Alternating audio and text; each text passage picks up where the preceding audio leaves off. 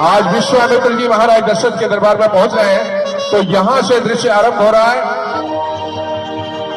महाराज दशरथ की, चक्रवर्ती सम्राट महाराज दशरथ की, चक्रवर्ती सम्राट महाराज दशरथ की। मंत्री जी, जो आज्ञा महाराज। क्या हमारे राज्य में हम कुशल मंगल है? ये महाराज, चक्रवर्ती सम्राट महाराज दशरथ के दरबार में और उनके राज्य में भला कौन दुखी हो सकता है। पहले तो एक ऐसी विडंबना थी जहां सभी शोकाकुल होते थे, पर ये महाराज प्रभु राम, लक्ष्मण और भरत शत्रुघ्न के आगमन से अयोध्या खुशियों से भर चुका है। ये महाराज दशरथ, अयोध्या के अंदर चारों तरफ खुशियां ही खुशियां छाई हुई हैं। ठीक है मंत्री जी, हम बहुत खुश हुए। अपना आसन ग्रहण करो। जैसी इच्छा है। प्रणाम गुरुवर। आयुष्मान भव। हे गुरुवर, हमारे राज्य में क्या ऋषि मुनि, कोई तपस्वी, कोई किसी पीड़ा से व्याकुल तो नहीं है? नहीं, ये महाराज दशरथ, सभी ऋषि महर्षि सुख संपन्नता से उस विष्णु की आराधना करते हैं। किसी की तपस्या में कोई कमी नहीं। लेकिन हाँ, एक बार विश्वामित्र जी मुझसे कुछ बातें कर रहे थे कि उनके यहाँ जंगलों में जब तपस्या करने जाते हैं तो वहां राक्षस उन्हें परेशान करते हैं। हे गुरुवर, अगर ऐसी बात है तो देखता हूं मैं अपनी सेना की कुछ टुकड़ी उनके राज्य में प्रवेश करवा देता हूं। ठीक उस समय एक दूत पहुंचता है महाराज दशरथ के दरबार में और आके कहता है कि महाराज दशरथ, आपसे मिलने के लिए आज राज्य में कोई आया हुआ है। महाराज दशरथ जी, महाराज दशरथ जी। प्रणाम महाराज दशरथ। ये महाराज दशरथ, आपसे मिलने के लिए ऋषि विश्वामित्र जी आए हैं। हे दूत, ये तो बहुत ही अति प्रसन्नता की बात मान दी। बस अभी ही विशिष्ट जी से गुरु विश्वामित्र जी के बारे में ही बात कर रहे थे। कृपया आप उन्हें आदर से अंदर लेकर आए। जो आज्ञा महाराज।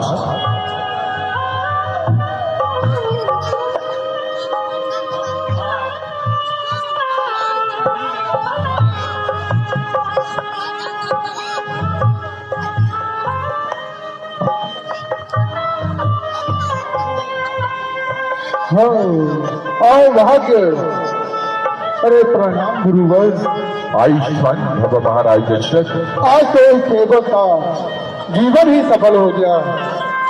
आज तो हमने अपने गुरुवर विश्वामित्र जी के दर्शन कर लिए और हमारे राज्य में आपके चरण पड़ गए। हे गुरुवर, आज तो मैं अति प्रसन्न हूँ। हे महाराज दशरथ, पहले तो आपको बधाई हो कि आपके घर में एक नहीं चार पुत्रों ने जन्म लिया है। हे महाराज दशरथ, मैं आपके पास एक विनती लेकर आया हूँ। कृपया आप मेरी ये विनती सुनिए। हे महाराज दशरथ, आप तो अपने राज्य में खुशी से रह रहे हैं। हम ऋषि लोग आपके राज्य से कुछ ही दूरी पर घोर घने जंगलों में तप करते हैं, और जब हम यज्ञ करते हैं तो वहाँ पे बड़े बड़े राक्षस उस यज्ञ को भंग कर देते हैं और कई ऋषि मुनियों को वह मार कर खा देते हैं। इसी के फलस्वरूप महाराज दशरथ, मैं आपसे मदद मांगने के लिए आया हूँ। हे गुरुवर, इसी विषय में तो मैं गुरु विशिष्ट जी से अपनी ऐसे ही बात सुनाप कर रहा था और उसी वक्त आपका आगमन हो गया। गुरुवर, आपकी आज्ञा हो तो मैं अपनी पूरी चतुरांगनी सेना आपके चरणों में प्रस्तुत कर देता हूँ। नहीं नहीं महाराज दशरथ, आप ये कैसी बातें कर रहे हैं? भला ये सेना उस राक्षसों का कैसे बच कर पाएगी? नहीं गुरुवर, अपनी सेना के साथ ये चक्रवर्ती सम्राट महाराजा दशरथ स्वयं जाएंगे। नहीं नहीं महाराज दशरथ, आपकी आयु तो अब बहुत लंबी हो चुकी है। आप भला उन बड़े बड़े राक्षसों का क्या वध करेंगे? आप कृपया मुझे अपने दोनों बेटे राम और लक्ष्मण को मेरे साथ भेज दीजिए। नहीं नहीं गुरुवर, मैं क्षमा मांगता हूँ गुरुवर। ये आप कैसी बातें कर रहे हैं गुरुवर? ये तो मेरी आंख के तारे हैं गुरुवर, ये तो मेरे दुलारे हैं। अभी तक तो इन्होंने अच्छी तरह चलना भी नहीं सीखा और ये युद्ध नहीं गुरुवर, आप आज्ञा दीजिए। जय राजा आपकी सेवा में खुद उपस्थित हो जाएगा गुरुवर। बस महाराज दशरथ, बस। मैं तो तुम्हें एक धर्मी राजा समझता था, परंतु तुम तो एक अधर्मी राजा निकले। अरे महाराज दशरथ, अगर तुम अपने दोनों बेटे राम और लक्ष्मण को मेरे साथ नहीं भेजना चाहते तो मत भेजो। ये महर्षि विश्वामित्र तुम्हारी अयोध्या और तुम्हारे दरबार से अकेला और खाली लौट जाएगा और फिर कभी दोबारा तुमसे मदद मांगने नहीं आएगा। नहीं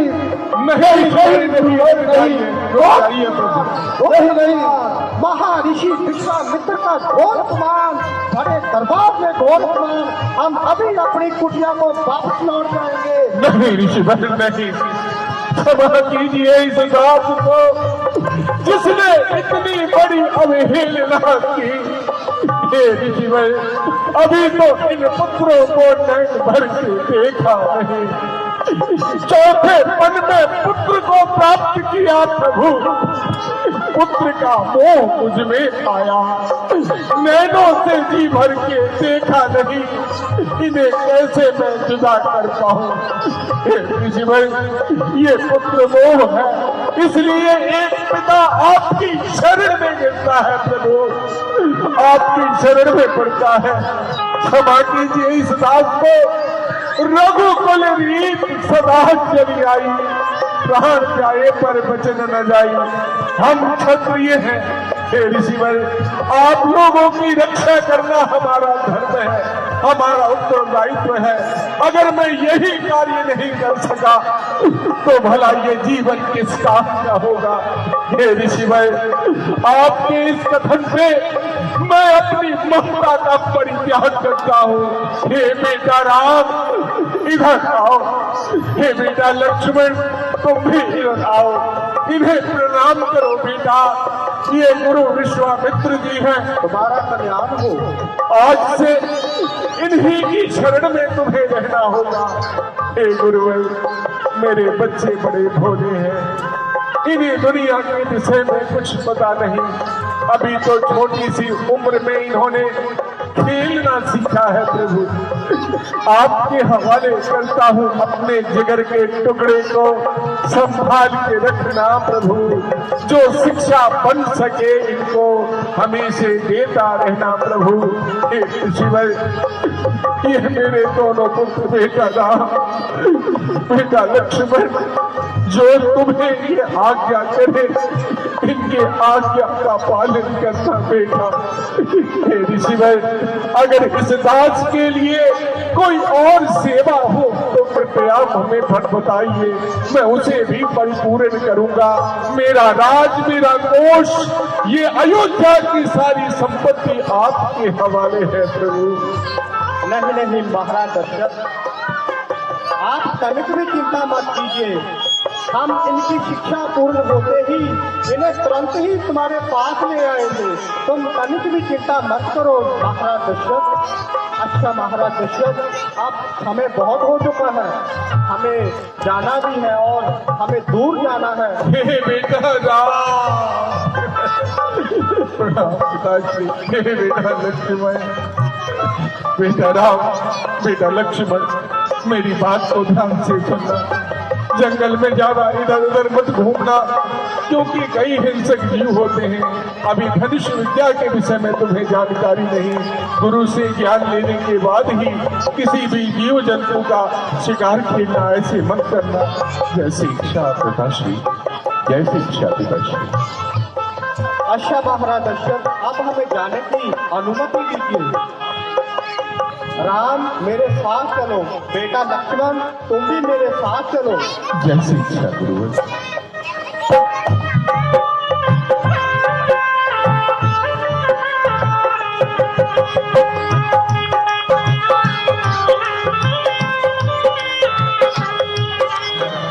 देखिए अब गुरुजी राम और लक्ष्मण की कैसे परीक्षा लेते हैं। आइए इस दृश्य से हम आपको जानू कराते हैं। भगवान विष्णु ने जब अवतार लिया था, कहते हैं कि यदा यदा हि धर्मस्य ग्लानिर्भवति भारत अभ्युत्थानम् अधर्मस्य तदात्मानं सृजामि। हम भगवान कहते हैं कि जब जब इस पृथ्वी पे पाप बढ़ता है तब जब जब पृथ्वी पे पाप बढ़ता है तब मैं किसी न किसी रूप में अवतार लेता हूँ। भगवान विष्णु ने राम का अवतार लिया। आज देखिए जंगल में चलते चलते काफी दूर आगे निकल गए हैं अयोध्या से। अब गुरुवर किस तरीके से उन्हें आज्ञा देते हैं, आइए इस दृश्य से जान होते हैं। बेटा राम, हम चलते चलते बहुत थक चुके हैं, क्यों ना इसी स्थान पर थोड़ा विश्राम कर लिया जाए। जैसी आपकी इच्छा प्रभु। बेटा राम, मैं तुम्हें विश्राम करने से पहले ये बता दूं कि ये जो वन है वो राक्षसों का स्थान है, जहाँ पे राक्षसी ताड़का अपने पुत्रों के साथ निवास करती है, जो मनुष्य की सुगंध लेकर उनके पास पहुंचकर उसका वध कर देती है। कृपया तुम सतर्क रहना। हे गुरुवर, आप निश्चिंत रहिए, आपको कोई चिंता नहीं करनी है। आपका ये दास राम और लक्ष्मण दोनों ही यहाँ आपके साथ हैं। ठीक है बेटा राम। बेटा लक्ष्मण, मैं यहाँ पर कुछ समय के लिए विश्राम करने लगा हूँ, कृपया तुम सतर्क रहना। वो बहुत हत्यारी है, वो बहुत दुष्ट है और मानवों का वो वध कर देती है। ठीक है गुरुवर, जैसा आप बिल्कुल निश्चिंत रहें और विश्राम करें। हे भ्राता लक्ष्मण, मैं गुरुवर के चरण दबाता हूं और तुम तब तक सामने देखते रहना कि कोई दुष्ट राक्षस को ऐसा आके आक्रमण ना करे। ठीक है भ्राता श्री, जैसी आपकी आज्ञा। गुरु के चरण पड़े प्रभु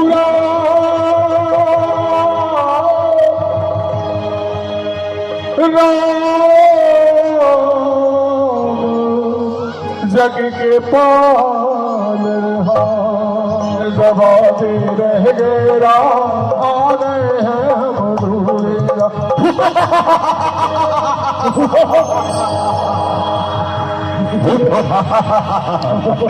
अरे यहाँ तो कुछ मनुष्यों के सुंदरगंज आ रही है, लगता है कहीं आस पास ही ऐसे कोई मानव मौजूद है और उसको मैं पेट भर के अपना भोजन खाऊंगी। इस जंगल के अंदर आज मनुष्य के दुर्गंध।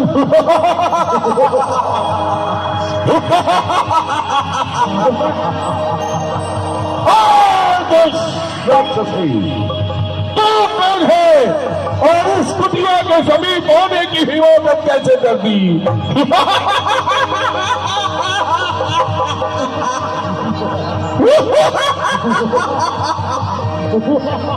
अरे बूढ़ा, मैं यही जंगल में आकर के मुझे ही कहता है कि हम कैसे यहाँ आए। अरे तू अपनी जान की खैर बना। अरे वाह, क्या बात है, यहाँ तो एक नहीं 3 मानव है।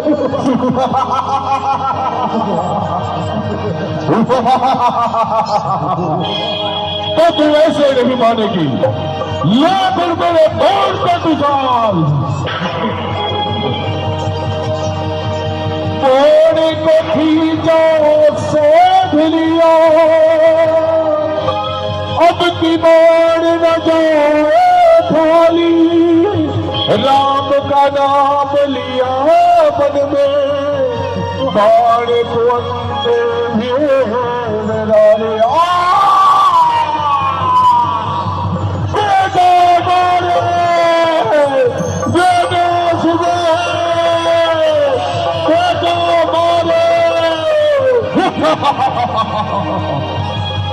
ये तो बाबा जी आपको हाल ये ऐसा किसने कर दिया? राजकुमारों, तुम लोगों को पता नहीं कि तुमने किसकी हत्या कर डाली? अरे मूर्ख, तुम अपनी जान की खैर नहीं परवाह करता। क्या तुझे पता नहीं कि भाई चार सुबह अभी जीवित है? अरे दुष्ट, क्या तुझे खबर नहीं कि हमारे गुरुदेव विश्राम कर रहे हैं? तेरी माता ने आकर के उनकी निंद्रा में विघ्न डाला, जिसका परिणाम ये हुआ। अगर तुम अपनी जान की खैर चाहते हो, तुम यहाँ से चले जाओ।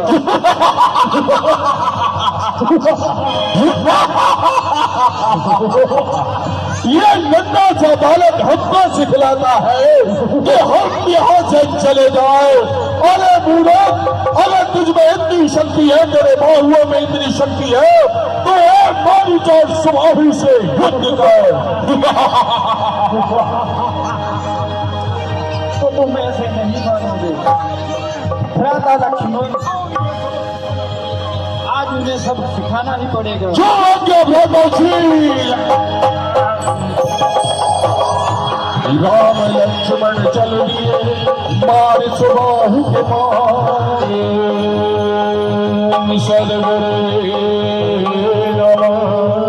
बाण को साधा राम लक्ष्मण ने और मारी सुबाहु को उसी समय गौर से हाथ किया।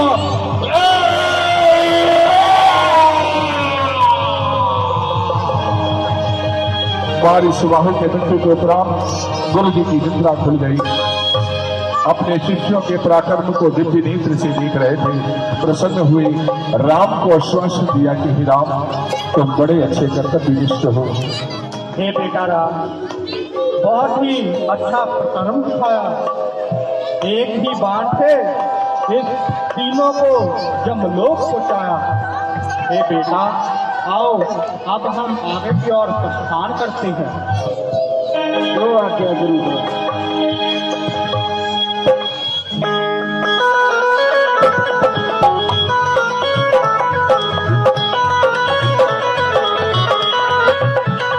माता अहिल्या श्राप से पत्थर की बन चुकी हैं। गुरु जी के मन में आया कि अहिल्या उद्धार का भी समय आ चुका है। तो देखिए इस दृश्य को।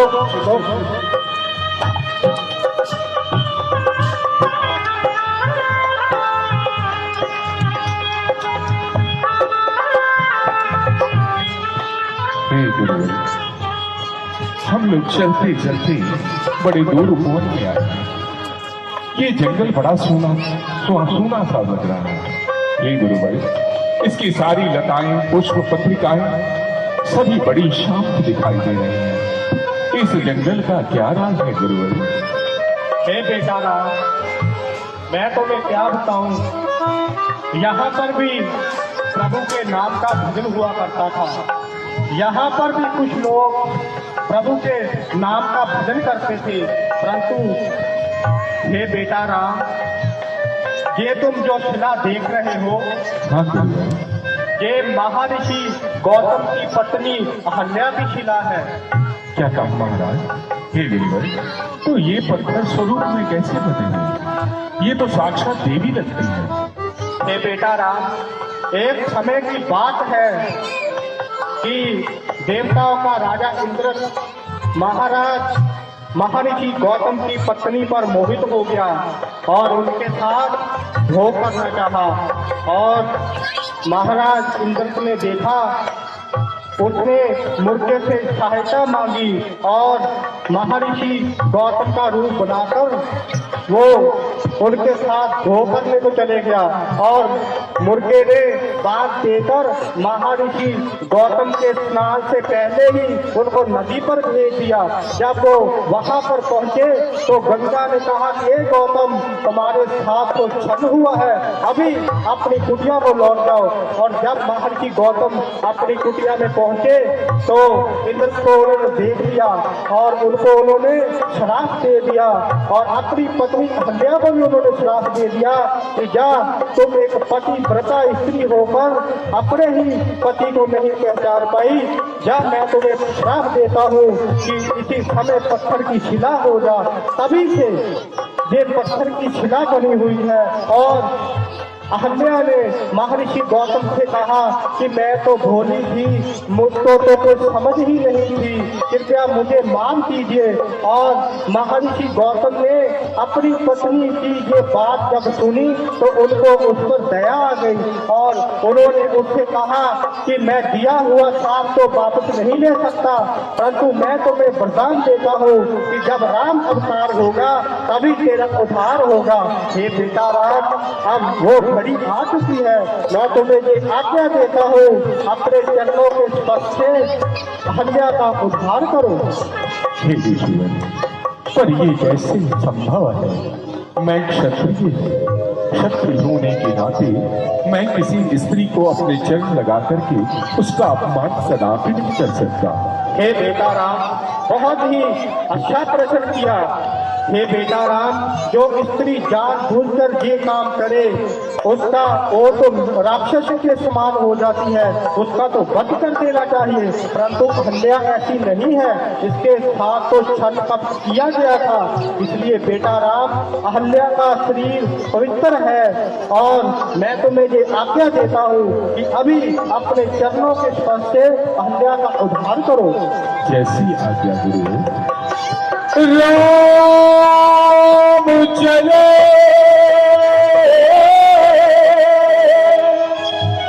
चरण स्पर्श किया अहिल्या को, जो किया अहिल्या पड़ी क्षमा प्रभु राम, क्षमा। हे प्रभु राम, मुझ दासी को क्षमा कीजिए। हे प्रभु राम, आपके चरण स्पर्श से मेरा उद्धार हो गया, मैं पापन में अभागे। हे प्रभु राम, मैंने कोई ऐसा पाप अपने जीवन में नहीं किया, इस छल के बदले मुझे इतने साल इस सिला में रहना पड़ा। हे प्रभु राम, मैं धन्य हुई माँ, धन्य हुई। हे प्रभु राम, अब मुझे दासी पर कृपा कीजिए। हे अहिल्या, उठो, ये बताओ तुम्हारी क्या इच्छा है? हे प्रभु राम, बस मैं अपने पति की शरण में जाना चाहती हूँ, कृपया मुझे उनसे मिलाप करा दीजिए। तथास्तु। भगवान राम ने आशीर्वाद दिया, अहिल्या अपने पति के धाम चली गई और प्रभु राम, लक्ष्मण और गुरुवर गुरु विश्वामित्र जी आगे की तरफ निकल गए।